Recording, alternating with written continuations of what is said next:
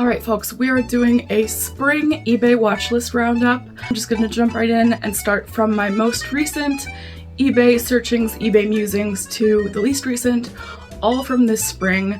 And I've been a busy bee. I haven't really been buying much, I've just been kind of browsing and looking and scheming and thinking. eBay's my bread and butter. It's the bulk of how I make my living, and it's a lot of where I get my secondhand items that I love so much. eBay all day. Woohoo eBay. Let's go. Yesterday, it occurred to me that I could theoretically start depotting my face powder for my makeup into vintage vanity powder jars. I have very oily skin. I didn't do anything about it today, but as you can see, it's very shiny. I like to just really get in there like a 1940s showgirl, have a big fancy powder puff and just powder the shit out of my face. I don't like the moist, dewy look that's so popular now because it's just kind of what I've got going on naturally. It's not an exotic look to me, it's just kind of what I wake up with every morning, so I love a good powder. I love a good powder puff, and I was thinking just being able to just plop the powder right into a jar instead of having to like decant the powder into that kind of whole uncomfortable plastic filter situation. I don't like that, so I've just been looking at just cute little vintage powder jars. Ton of different options for some of the specific ones that I've been looking at, and I really personally don't care if you buy any of these out from under me. I don't mind, I don't care.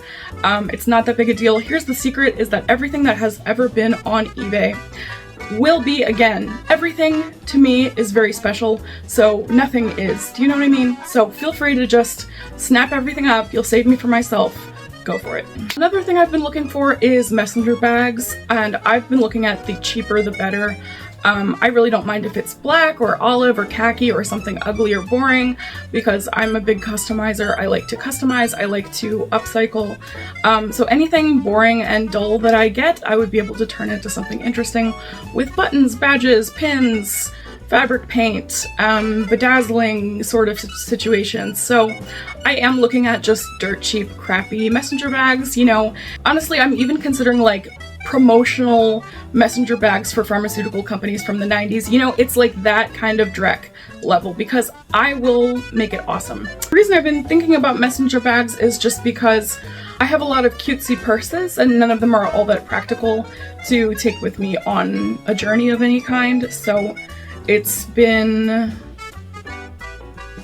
just been sort of curious about the messenger bag situation on eBay, and it is awesome when the messenger bags are really cool and fancy. They're really cool and fancy, and they're not all that expensive, but I'm mostly looking on the cheap ass ones because I want to upcycle something, you know? The next one requires some backstory. When I was cleaning out my hall closet, I happened to find this antique ceremonial decorative sword that I got for $10 at an antique store ages ago. I don't know why it's been hiding this whole time. I think someone was maybe trying to hide it from me, but I found it. So I've been looking at vintage belts, medieval themed belt buckles, and sword belts or like sword holsters for like Ren Fair purposes, you know, because you may or may not know, I do 1960s medieval revival looks on here a lot, and I think this particular decorative antique sword would look very chic with like a medieval kind of hippie look and a cool sword holster. I've been looking at those to house Bitch Slayer, which is now the name of this sword. These are the kind of interesting belt buckles that I've been finding. I'm thinking about, you know, just kind of attaching them to just some kind of boring braided brown men's belt in an oversized fashion. The sword holsters are kind of interesting. They're maybe not the best made things in the world because they're marketed towards Ren Fair people who don't always have discerning taste, but I think for the purpose of just like wearing it around the house and having a ball on TikTok, it would be perfect. I've been looking at vintage ring lots a lot because I think vintage rings are really cool. I'm not always a ring person, but I make exceptions when I find something interesting, and if I get a lot of vintage rings for one ring, I can give the rest of the rings to my friends. I'm thinking about starting a ring collection for my niece. You've got to encourage collecting from a young age. So I've got a lot of really cool, silly little ring collections that I've been keeping my eye on. And maybe it's just me, but if I had gotten a starter ring collection for my 13th birthday, I would be pretty psyched. So this is niche and not real, and not a real thing that I'm actually going to buy or do for legal purposes and reasons, but I was taking a little peek-a-rooney at machetes and machete sheaths because I was kind of thinking, you know, what if I took walks in the city more? I live right by a big city, but I was also kind of thinking, well, if I was gonna walk alone, which I would want to do for thinking purposes, wouldn't it be funny if I was carrying a machete and no one talked to me? I looked it up. It is legal to open carry machetes in and around the states that I'm near. You know, as long as you're not concealing it. If you're just openly carrying a machete, then no one can really stop you. So I was looking at that and thinking how cool it would be to just be walking around town with like a cute purse and a cute outfit, but like a big machete strapped to my back. So that's not real. I'm not doing that. That's not true. That's fake news.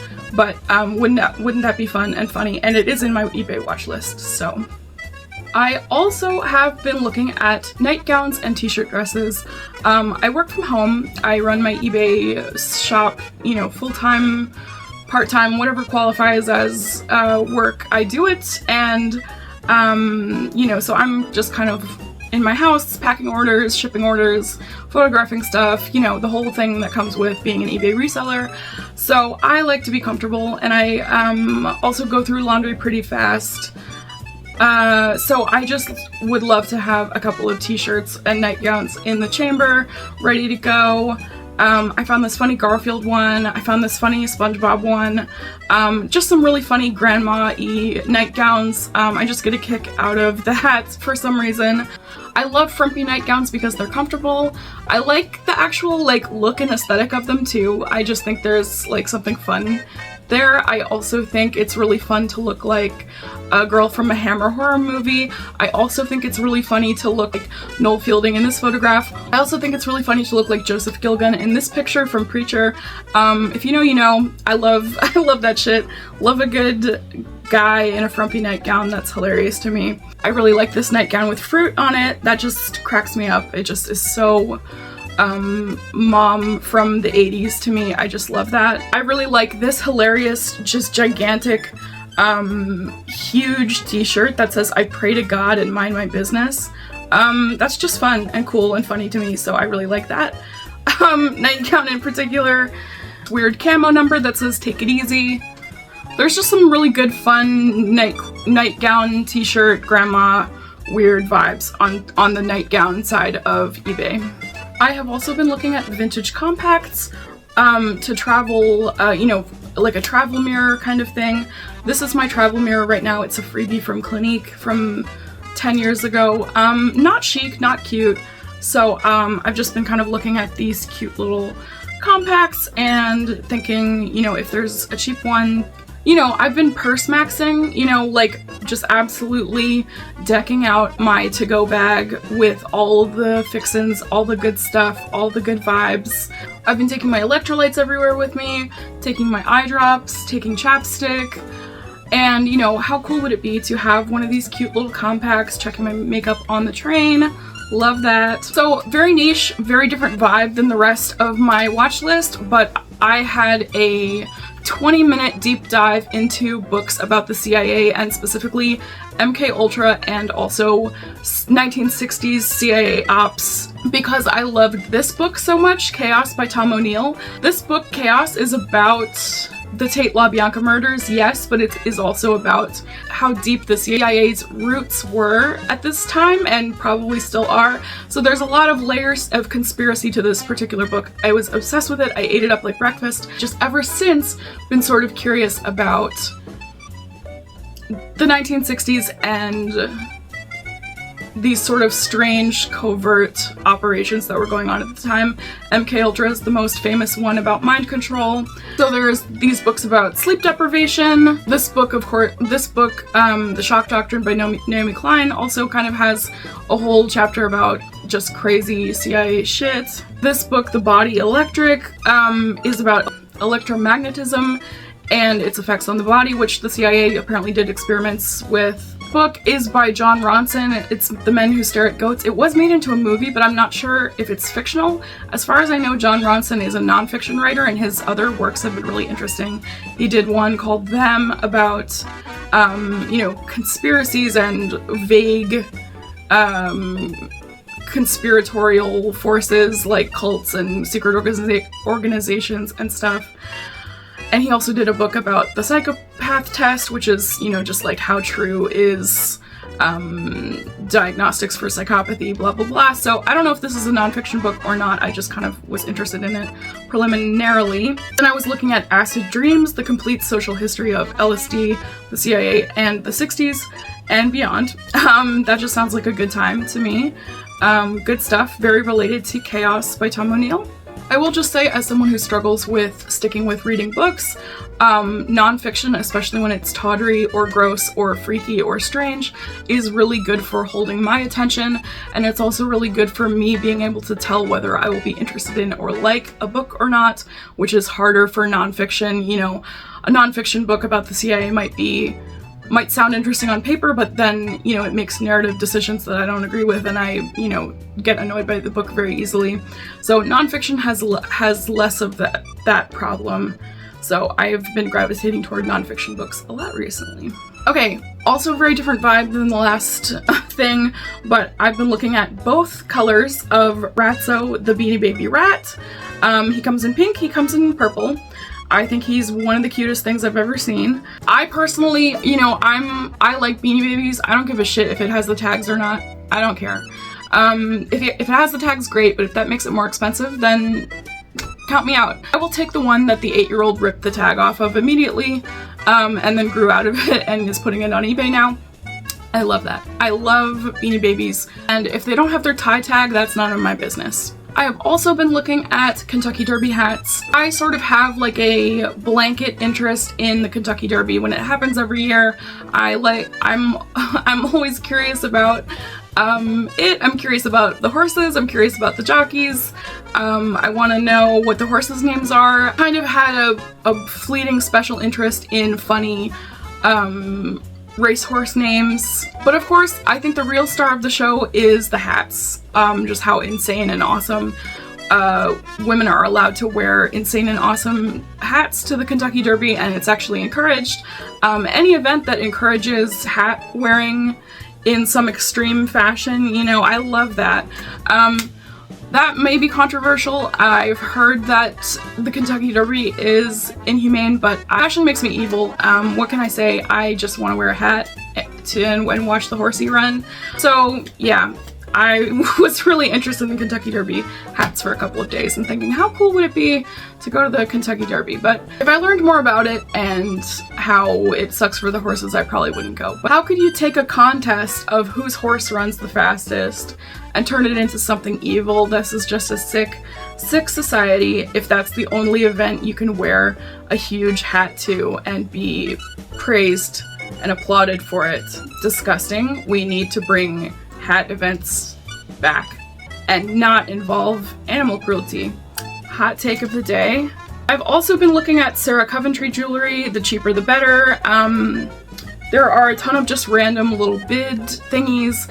The starting price is like $2.99. Most people don't care about Sarah Coventry jewelry.